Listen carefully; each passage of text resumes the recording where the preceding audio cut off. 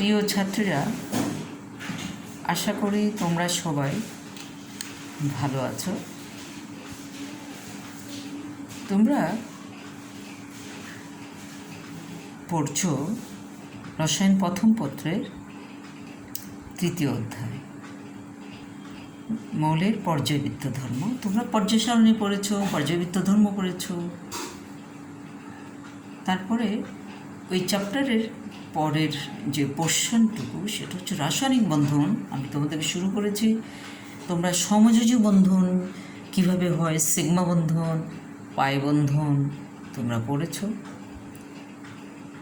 Sigma বন্ধন এবং পাই বন্ধন করে যে সমযোজী বন্ধন গঠিত হয়, সমযোজী বন্ধনের কালে প্রথমেই পড়েছো ইলেকট্রন পেয়ার শেয়ারিং করলে সমযোজী বন্ধন হয়। কিন্তু এখন আধুনিক মতবাদ অনুযায়ী যে অরবিটালের ওভারল্যাপিংয়ের মাধ্যমে সিগমা বন্ধন হয়, পাই বন্ধন হয়, সেটা দেখেছো। তারপর আমি তোমাদেরকে পড়াচ্ছি সংকরণ, sp3 সংকরণ, sp সংকরণ, sp2 সংকরণ তোমাদের হয়েছে। তোমরা methane, ammonia, boron trichloride, ethyne যৌগের জ্যামিতিক আকার গঠন দেখেছো। এখন গত ক্লাসেও তোমাদেরকে কতগুলো সংকরণ dsp2 ডি অরবিটাল সহ যে সংকরণ হয় সেটা আজকে তোমাদের মধ্যে জটিল যৌগে কীভাবে সংকরণ ঘটে সেটাই দেখো। জটিল যৌগের সংকরণ, তোমরা জটিল যৌগ কাকে বলে? এই যে পর্যায়বৃত্ত ধর্মের মধ্যে পর্যায় সারণীতে তোমরা দেখেছো যে ডি ব্লক অবস্থান্তর মৌলগুলো, ধাতুগুলো ধাতব আয়নের সাথে লিগেন্ডের সাথে তোমার সন্নিবেশ বন্ধন গঠিত হয়, এভাবে জটিল যৌগ গঠিত হয়।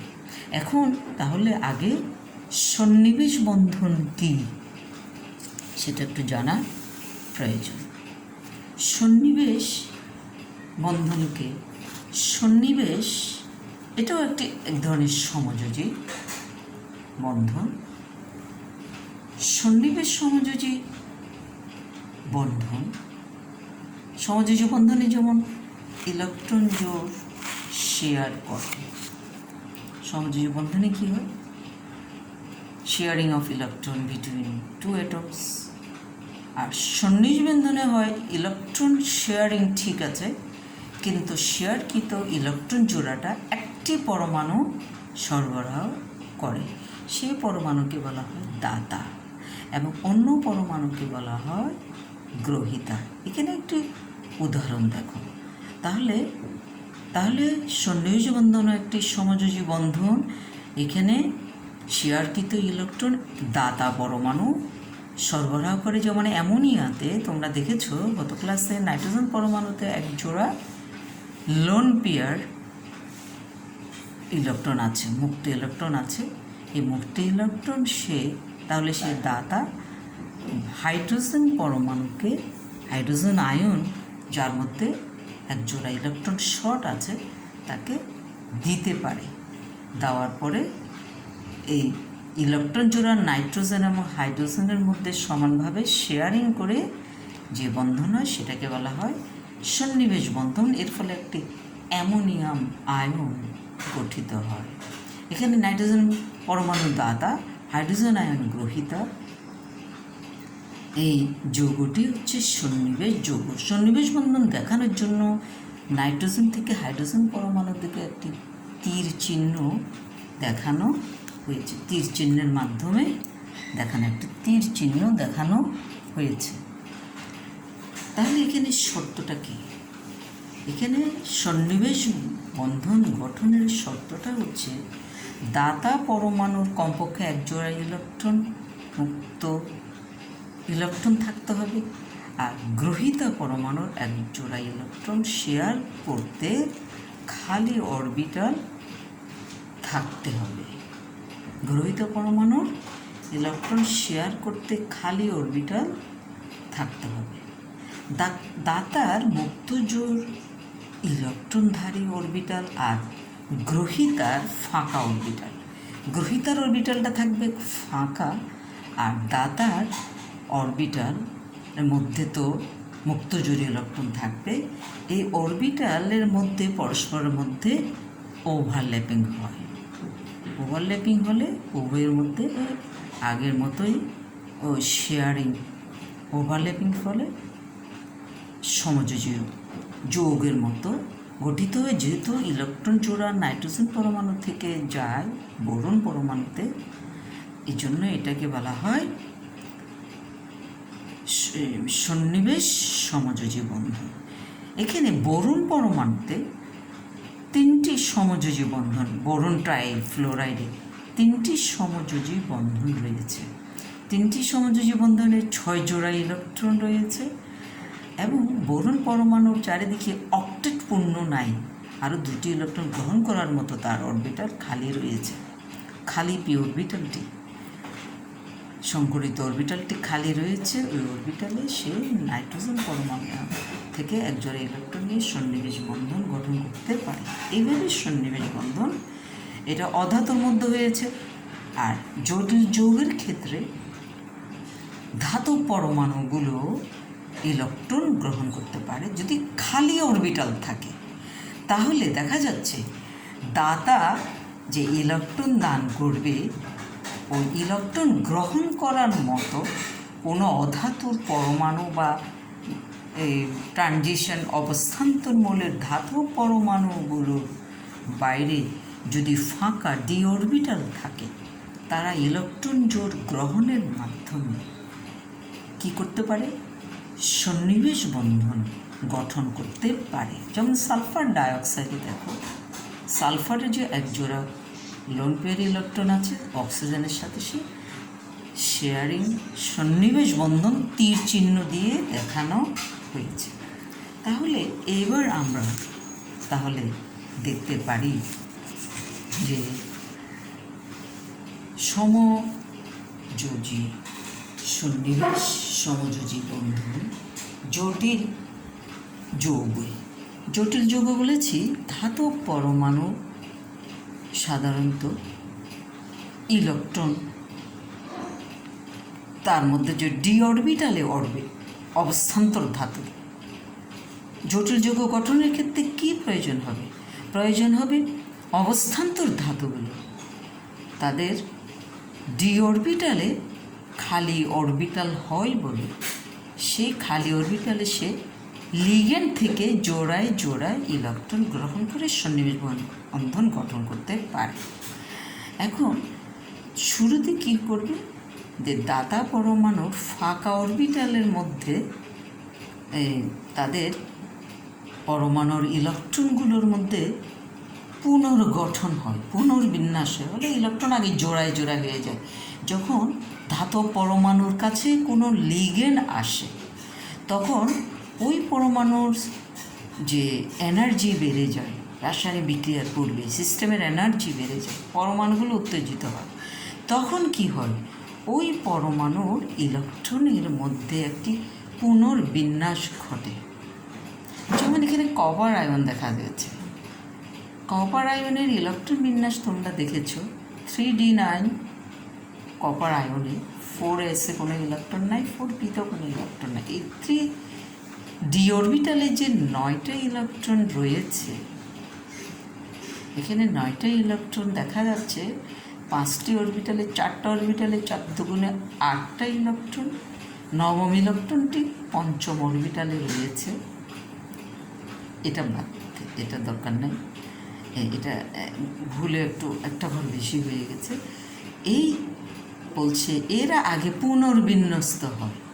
পুনর্বিন্যস্ত হওয়ার পরে ফাঁকা অরবিটালগুলোর মধ্যে সংকরণ বা হাইব্রিডাইজেশন, এতদিন তোমরা যেটা করেছ সংকরণ, অবশ্যই বুঝতে হবে। সংকরণ প্রক্রিয়ায় তাদের মধ্যে সংকরণ ঘটবে। পুনর্বিন্যাসের পরে সংকরণ ঘটবে। সংকরণের পরে এবার সন্নিবেশ বন্ধন গঠিত হবে। যেমন কপারে যে পুনর্বিন্যাসের ফলে কী হলো, তার মধ্যে যে 9টা ইলেকট্রন ছিল, 9টা ইলেকট্রনের মধ্যে 8টা ইলেকট্রন 4টা অরবিটালে জোড়বদ্ধ হয়ে যায়। জোড়বদ্ধ হওয়ার পরে একটি ইলেকট্রন বেজোড় ইলেকট্রন সেটা 4p-তে চলে যায়। দেখেছো এখানে 4p-তে ইলেকট্রনটা চলে গেছে, এখানে ইলেকট্রনটা 4p-তে চলে গেছে। এরপরে কি হয়, ফাঁকা অরবিটালগুলোর মধ্যে সংকরণ ঘটে। এখানে ডি অরবিটাল একটি, এস অরবিটাল একটি, পি অরবিটাল দুইটি। এই জন্য বলা হচ্ছে DsP2 অরবিটাল। মোট 4টি অরবিটালের সংকরণ বা মিশ্রণের ফলে এই 4টি সংকর অরবিটাল তৈরি হল। এই যে DsP2 অরবিটাল 1, 2, 3, 4টি ফাঁকা অরবিটাল তৈরি হয়। এই ফাঁকা অরবিটালে এখন লিগ্যান্ড মানে যারা এক জোড়া মিনিমাম ইলেকট্রন জোড় দান করতে পারে, যেমন তাহলে কপার আয়নে ডি অরবিটালে, তাহলে 4টা ফাঁকা ডি অরবিটালে 4টা অ্যামোনিয়া পরমাণুর, নাইট্রোজেন পরমাণু, প্রত্যেকে এক জোড়া করে 4টা ইলেকট্রন কপারের ডি অরবিটালে, DsP2 অরবিটালে, এখন সংকর অরবিটাল দান করে শেয়ারিংয়ের মাধ্যমে কপার নাইট্রোজেন সন্নিবেশ বন্ধন গঠন করে। সন্নিবেশ বন্ধন গঠন করার পরে, সন্নিবেশ বন্ধনে যেহেতু এক ধরনের, যেহেতু শেয়ারিং অফ ইলেকট্রন, সন্নিবেশ বন্ধনকেও বলা হয় সমযোজী বন্ধন। এই জন্য ইলেকট্রন শেয়ারিংয়ের পরে ইলেকট্রন শেয়ারিং হয়। এই জন্য এই সমযোজী এই বন্ধনের বন্ধনগুলো শূন্যের মধ্যে ত্রিমাত্রিক স্থানাঙ্কে নিজেদেরকে সজ্জিত করে নেয়। এখানে একটা দেখা যাচ্ছে একটা সমতলীয় একটি বর্গাকার, এই জন্য এদের একটা সুষম একটা জ্যামিতিক আকৃতি গঠিত হয়। দেখা যাচ্ছে একটা সমতলীয় বর্গক্ষেত্রে 4 কর্নারে 4টা লিগ্যান্ড অবস্থান করে। তাদের পরস্পরের আকর্ষণ বিকর্ষণ মাধ্যমে যে রেজাল্ট হয়, সেটার ফলে একটি সুষম সমতলীয় বর্গক্ষেত্র সৃষ্টি হয়। এটা হলো এই যৌগটি, আয়নটির নাম হচ্ছে tetraammine copper ion. Tetraammine copper ion. এইবার তোমরা দেখো হেক্সাসায়ানো ফেরেট আয়ন। হেক্সাসায়ানো আরেকটি জটিল আয়ন গঠন, হেক্সাসায়ানো ফেরেট আয়ন। এখানে আয়রনের সাথে 6টা সায়ানাইড আয়নের সাথে এখানে হবে সন্নিবেশ বন্ধন গঠিত হবে। সায়ানাইডে এক জোড়া ইলেকট্রন রয়েছে, সায়ানাইডকে বলা হয় লিগ্যান্ড। ফেরাস আয়ন হচ্ছে অবস্থান্তর ধাতুর ফাঁকা অরবিটালে তার সায়ানাইড ইলেকট্রন দান করে সন্নিবেশ বন্ধন গঠনের মাধ্যমে হেক্সাসায়ানো ফেরেট আয়ন একটা জটিল যৌগের সৃষ্টি হবে। এখন আমাদেরকে দেখতে হবে যে আয়রন পরমাণুতে তোমরা এতদিন যেমন কার্বন পরমাণুতে সংকর অরবিটাল তৈরি করেছ, ঠিক অনুরূপভাবে এখানে এই যে ডি ব্লক ধাতুর পরমাণুতে কীভাবে যে সংকর অরবিটাল তৈরি হয় সেটা দেখো। ফেরাস আয়নের ইলেকট্রন বিন্যাসটা দেখো। 3D, এটা যোজনী স্তর দেখো, 3d6 4s আর 4p-তে কোনো ইলেকট্রন নাই। এবার যোজ্যতা স্তরগুলোকে আমরা ফাঁকা অরবিটাল দেখি, পুনর্বিন্যাস হবে, খালি অরবিটাল তৈরি হবে, তারপরে সংকর অরবিটাল তৈরি হবে। এই সংকর ফাঁকা অরবিটালে তারপরে লিগ্যান্ড থেকে ইলেকট্রনগুলো জোড়ায় দান করে সন্নিবেশ বন্ধন গঠিত হবে। তাহলে দেখো এই ফেরাস আয়নে যে 6টা ডি ইলেকট্রন ছিল, সেটা হচ্ছে এই সাধারণ অবস্থা। কিন্তু যখন রাসায়নিক বিক্রিয়া হবে উত্তেজিত অবস্থায়, তখন এই ইলেকট্রনগুলো পেয়ারিং হবে, জোড়ায় 3টা অরবিটালে চলে যাবে। তাহলে দুইটা ফাঁকা অরবিটাল থেকে যাবে। এই দুইটা ফাঁকা অরবিটাল 3d আর 4s আর 4pতে 3টা অরবিটাল, মোট কয়টা হলো? 2টা, 3টা, 4টা, 5টা, 6টা। মোট এই 6টা অরবিটাল যদি পরস্পরের সাথে মিশ্রিত হয়ে নতুন 6টি সংকর অরবিটাল তৈরি করে, তখন আমি এই সংকরণকে বলবো D2sp3 সংকরণ। D2sp3 সংকরণ অর্থাৎ ডি অরবিটাল 2টা, এস অরবিটাল 1টি, পি অরবিটাল 3টি পরস্পরের সাথে মিলিত হয়ে সম্পূর্ণ নতুন ধরনের নতুন শক্তি সম্পন্ন অরবিটাল তৈরি হলো। এগুলো কিন্তু এস অরবিটালও নয়, পি অরবিটালও নয়, ডি অরবিটালও নয়, এগুলো D2s মিশ্র অরবিটাল। এখানে সংকর ধাতুর মতো সংকর বা মিশ্র অরবিটাল তৈরি করি। এই সংকর অরবিটাল, এই খালি অরবিটালগুলোতে আয়রন, ফেরাস আয়নের এই ফাঁকা ডি অরবিটালে এখন কোথা থেকে ইলেকট্রন আসবে? দাতা। ও তাহলে এখন ফেরাস আয়ন হলো গ্রহিতা, তার অভাব রয়েছে, তার খালি আছে। আর এখানে ধনী হচ্ছে যার ইলেকট্রন রিচ, এক জোড়া ইলেকট্রন, জোড়ায় জোড়ায় মুক্ত জোড় ইলেকট্রন দিতে পারবে কে? Fluoride ion, bromide ion, cyanide ion, পানি, এরা। তাহলে সায়ানাইড আয়ন এরা কি করতে পারে? এক জোড়া ইলেকট্রন 6টা ফাঁকা অরবিটালের দান করে সন্নিবেশ বন্ধন গঠন করলে এই 6টা সন্নিবেশ বন্ধন এই ফেরাস আয়নের চারিদিকে এমনভাবে সজ্জিত হয় যে এটার একটি জ্যামিতিক আকৃতি তৈরি করে, এবং এই জ্যামিতিক আকৃতি অষ্টতলকীয়, অক্টাহেড্রাল।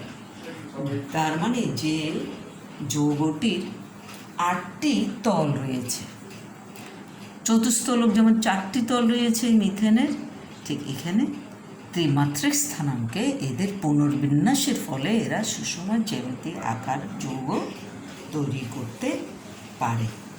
ঠিক অনুরূপভাবে তোমরা দেখতে পারো যে এটা হেক্সাসায়ানো ফেরেট 2 আয়ন মানে ফেরাস আয়নের সাথে যোগ হয়েছে। তুমি যদি ফেরিক আয়ন দিয়ে তৈরি করতে চাও তাহলে কি যৌগ তৈরি হবে? যেমন হেক্সাসায়ানো ফেরেট 3 আয়ন অর্থাৎ ferric ion, ferric hexacyanoferrate ion আয়রনের সাথে ফেরাস প্লাস কি হয়? ফেরাস প্লাস 6টা সায়ানাইড আয়ন, না ফেরিক, এখানে ফেরিক প্লাস, তাহলে +3 আর -6, তাহলে কি হয়? Ferric cyanide, iron ferric cyanide, hexacyanoferrate 3, তাহলে এটার উপর নেগেটিভ চার্জ হবে 3 আয়রন, যেহেতু আয়রন 3+ আর সায়ানাইড -6, তাহলে এই আয়ন যে গঠিত হবে জটিল আয়ন। এবার বাইরে 3টা ক্লোরিন, তুমি 3টা পজিটিভ কোনো যৌগ দিতে পারো। এখানে একটা ঋণাত্মক জটিল আয়ন, তোমরা সরল আয়ন দেখেছো, যেমন সায়ানাইড আয়ন, সরল ion, hydroxyl ion, chloride ion, fluoride ion, bromide ion, sulphate, carbonate, nitrate, এ সমস্ত আয়নের নাম শুনেছ, যেগুলোকে আমরা বলছি সরল আয়ন। আর জটিল যৌগ ট্রানজিশন মলের আয়নের সাথে যখন যেই যৌগ তৈরি হয় সেটাকে বলা হয় জটিল আয়ন। অবশ্যই এখানে অবস্থান্তর মলের সাথে তৈরি হবে।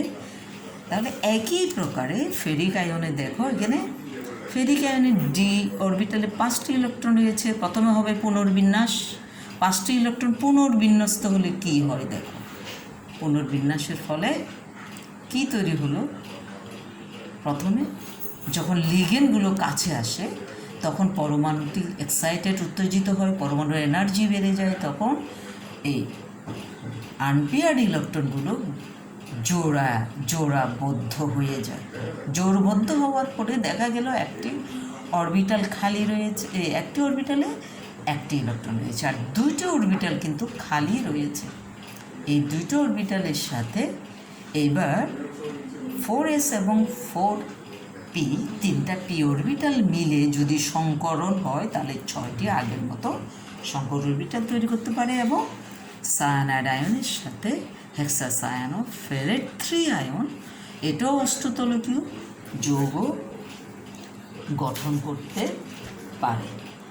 তবে যেটা এখানে কিন্তু একটা বেজোর ইলেকট্রন রয়েছে, যার ফলে এই যৌগকে বলা হয় প্যারাম্যাগনেটিক। যদি বেজোর ইলেকট্রন না থাকে তখন ওই যৌগটিকে আমরা বলবো, এই যৌগটি প্যারাম্যাগনেটিক অষ্টতলকীয়, ইলেকট্রন স্থানান্তরের সুযোগ আছে, যেহেতু ইলেকট্রন স্থানান্তর করতে পারে, এই জন্য এরা রঙিন যৌগ তৈরি করবে। এবং এদের দেখো, এরা প্যারাম্যাগনেটিক, আনপেড ইলেকট্রন আছে, এরা বৈদ্যুতিক চুম্বক দ্বারা আকর্ষিত, এরা প্যারাম্যাগনেটিক। আর ফেরাস আয়নের যে যৌগ ছিল সেখানে কিন্তু জোড় ইলেকট্রন ছিল, বেজোর ইলেকট্রন না থাকলে তখন আমরা বলবো ওই যৌগটি ডায়াম্যাগনেটিক। তাহলে এবার বুঝতে পেরেছ কীভাবে জটিল যৌগে সংকরণ হয়। আশা করি তোমরা বিষয়গুলো বুঝতে পেরেছ। তাহলে D2sp3 সংকরণ বা sp3D2 সংকরণ বা DsP2 সংকরণ, বিভিন্ন সংকরণ যৌগ তোমরা একটু ভালো করে খাতায় এঁকে করবে। এরপরে আমি তোমাদেরকে নেক্সটে যেটা পড়াবো সেটা হচ্ছে অণুর আকৃতি। এই যে মুক্তজোড় ইলেকট্রনের কথা বলছি, মুক্তজোড় বন্ধন ইলেকট্রন আর মুক্তজোড় ইলেকট্রনের কী প্রভাব রয়েছে অণুর আকৃতির উপর। যেমন তোমার গত ক্লাসে কিছু কিছু স্টুডেন্ট আমাকে বেশ সুন্দর করে দিয়েছে, যেমন অ্যামোনিয়া এবং পানির অণুর আকৃতি, এগুলো কেমন হবে ডিটেলস তোমরা একটু পড়ে আমাকে এই ছবিগুলো এঁকে আমাকে একটু দেখাবে। এই সংকরণগুলো আমাকে ডিটেলস করে অবশ্যই আমাকে দেখাবে, তোমার ইনবক্স আমাকে দিয়ে দেবে। আজকে এখানেই শেষ করব। সবাই অবশ্যই ভালো থাকবে। সবাইকে অনেক ধন্যবাদ।